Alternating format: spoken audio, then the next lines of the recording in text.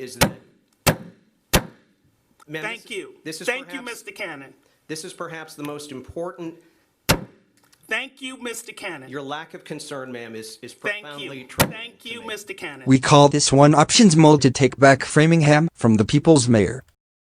Let's go back in time a few years, before we had a mayor, and before the town had any idea that this was even a possibility. It all started in 2015 when a group of residents who called themselves Framingham first collected enough signatures to get a ballot initiative in the next election. In March of 2016, 75% of voters approved the creation of a charter commission, and 9 charter commission members were elected. Our forefathers, Framingham's charter commission members, you might recognize some of their names: George King, Jason Smith, Janet Liam Bruno, John Stefanini, and Dennis Giambetti. The Charter Commission team worked from March 29, 2016 to April 4, 2017, to create a charter. A charter is a document that sets up and organizes an organization, in our case, the government of Framingham. Think of it like Framingham's constitution. The charter was divided into 11 sections, called articles. The first 10 set up what the new city-style form government would look like, while the last article dealt with the transition from town to city. In the course of the year that the Charter Commission met, they spent time studying other cities, what worked for them, and what didn't. They tried to plan for any hypothetical issues that might come up, and wrote it into the charter. Knowing that their charter wouldn't be perfect, and that issues would arise once activated, they wrote into it provisions requiring audit, review and editing after 5 years and every 10 years after that.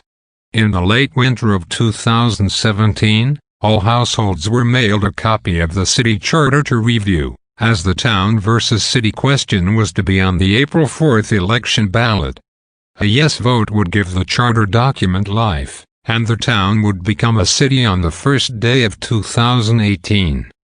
A no vote would be for keeping Framingham's town form of government. 28% of registered voters cast a ballot, and with a vote count of 5,690 against 5,582, the charter by a narrow margin was accepted, and the town would begin laying the groundwork for a smooth transfer of power from its select board and town manager, to a city council and mayor. It was a relatively smooth transition. 15 mayoral contestants had to each gather enough signatures from the public to get on the ballot.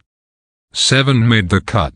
On September 26, a preliminary election was held to select those who would make the November ballot, both for mayor and city council. The 2 mayoral candidates to emerge victoriously were John Stefanini and Yvonne Spicer. Spicer took home twice the number of Stefanini votes, nearly 6,000 to 3,000. On November 7, 2017, the mayor was selected. Yvonne Spicer won the job of mayor, 9,128 votes to Stefanini's 6,455. On January 1, 2018, Yvonne Spicer was inaugurated. We are through our 3rd year with Mayor Spicer, and until recently, while people have not been happy with the way things have gone, they couldn't put their finger on the root cause until now. With the release of text messages by the mayor and her chief operating officer, during meetings of the city council, the elected legislative branch, the issue is clear. The mayor has no interest in working with the city council. The councillors who oppose her, she calls assholes and morons. Councillors she has been friendly with, who she has used to push her policy, behind their back she calls them disappointments. When the mayor herself disappoints the residents of the city, people often ask, can't we just go back to being a town? While that would require all sorts of hoops to be jumped through, ballot questions, a new charter commission, and new elections, wouldn't it just be easier to replace the mayor? Have no fear, our forefathers considered buyer's remorse when it came to electing a mayor, and there is a cure-all written right into the city charter. When designing our city, the Charter Commission included features called citizen relief measures to overturn decisions made by the city council, mayor, or school committee. However, it's not just decisions that can be undone. In the Framingham Home Rule Charter, under Article 8, Citizen Participation Measures is Section 7 Recall Elections. Here it states that any person holding an elected municipal office may be recalled from that office by the voters under the procedures made available in this section. That's right, even Her Majesty, Yvonne Spicer, she too can be sacked. In just 3 easy steps we can right this ship. However, we have to work fast as we only have 7 months to complete the process, as after June 2021, the process hits its expiry date. First, we need 400 residents who are registered to vote, who are unhappy enough to sign on the dotted line demanding a change. This is what we call the recall affidavit. From each of the voting districts, 1 through 9, there must be at least 25 signatories. Getting the signatures is the easy part.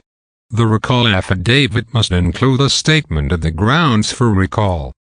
Let's take a few moments and explore possible grounds for recalling the mayor.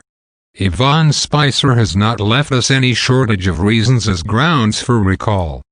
For example, her first act as mayor was to purchase a new SUV at $45,000 outfitted with red flashing emergency lights and a police radio at an additional $4,000.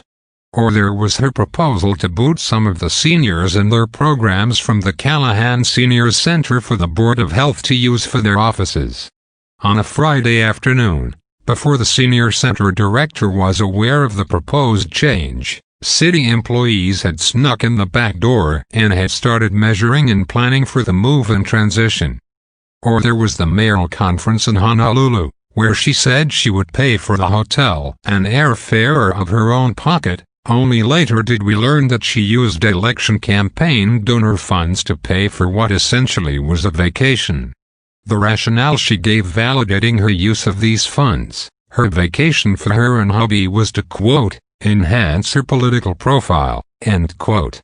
And there was that time she proposed to purchase the Perini building for $3 to $4 million over assessed value, because she wanted a bigger office and the current city hall. The memorial building was just too old and dingy for her. Or there was that one time she left the school committee meeting early, claiming she needed to survey some storm damage, instead turning up attending a fundraiser for Joe Kennedy. Or there was when she failed to reappoint longtime and co-founder of the Disability Commission's Karen Foran Dempsey without notice or explanation. But it probably was because the mayor's arch-rival and city council was Dempsey's sister. Or there was her failure to promote longtime city employee Amanda Loomis as the director of the Economic Development and Planning Department, resulting in Amanda taking a job running the planning department in Lexington. Or there is the taking of police officers off the city streets to act as her own security and chauffeurs. Or sending these officers to a United States State Department dignitary driving school in Virginia. For VIPs and ambassadors, especially being that she is neither one of those things. In the November 11th, Metro West Daily News article titled Rift Between Framingham Mayor Yvonne Spicer and City Council Clear in Now Public Texts, Christine Long, City Councilor for District 1, said of the mayor that there's been no intent to work with the council. She continued, I feel that the division is beyond repair at this point. Perhaps with a public release of the mayor's private text messages, the relationship between the executive branch and the legislative branch has become too contentious to function effectively. Could this be the statement of grounds for a recall election? Could the simplest resolution to this impasse be the removal of the mayor? Once the recall affidavit is complete, with a few extra signatures for good measure, it is then turned into the Board of Registrars of Voters. If the signatures, voter status, residency status, and number of petitioners is deemed valid, The city clerk then delivers to the first 10 persons listed on the recall affidavit petition blanks demanding said recall. This step is called the recall petition. The blanks may be completed by printing or by typewriting. They shall be addressed to the council, and they shall contain the grounds for recall as stated in the affidavit, and they shall be dated and signed by the city clerk. The next part of this step is time-sensitive and requires a lot of work, especially after the election we just had. Of the 46,678 registered voters in Framingham, 77% turned out to vote in the most recent presidential election, yielding 32,217 total votes. The blanks must be signed by 15% of the total voters in the most recent election. Based on voter turnout, 4,800 total signatures must be acquired.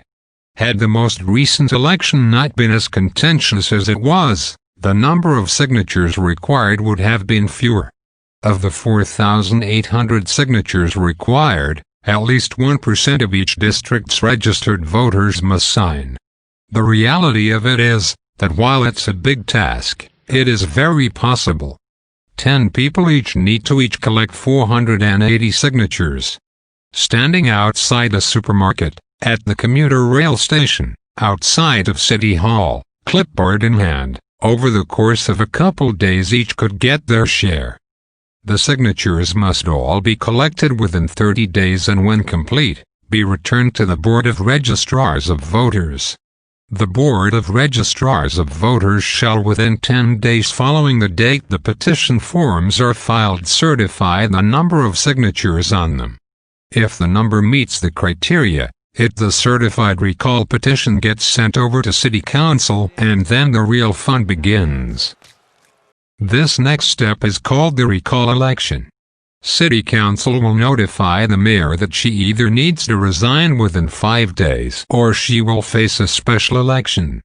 If it goes to a special election, it will take place within 35 to 90 days. And the ballot question will state shall Yvonne Spicer be recalled from the office of mayor? If a majority of votes are in the negative, then the mayor can serve out her term and run for re-election if desired. If a majority of the votes cast on the question in the affirmative, the officer shall be deemed recalled, and the office shall be vacant upon the certification of the election results. For shits and giggles, let's assume that the mayor is in fact recalled. She will have to immediately pack up her office and do the walk of shame home, because her city SUV will immediately no longer be hers to keep. Depending on what month in 2021 that this all goes down hypothetically, the City Council may convene and order a special election to occur between 90 and 120 days out. Or if too close to the now vacated mayor's term's expiry, the City Council Chair, George King, could be hoisted into the seat of mayor.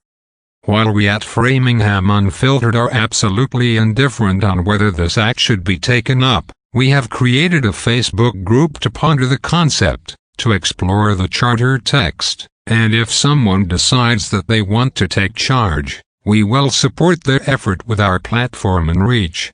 Who wants to try to take down, quote, the people's mayor, end quote, and make history in our fledgling city? Will it be you?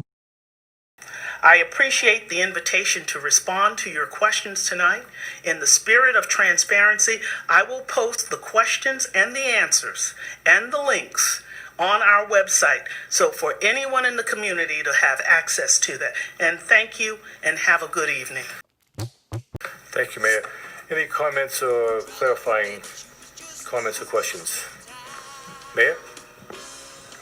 I'm not taking questions. And we'll move forward here. I'm not going to take questions. No follow-up? No follow-up questions?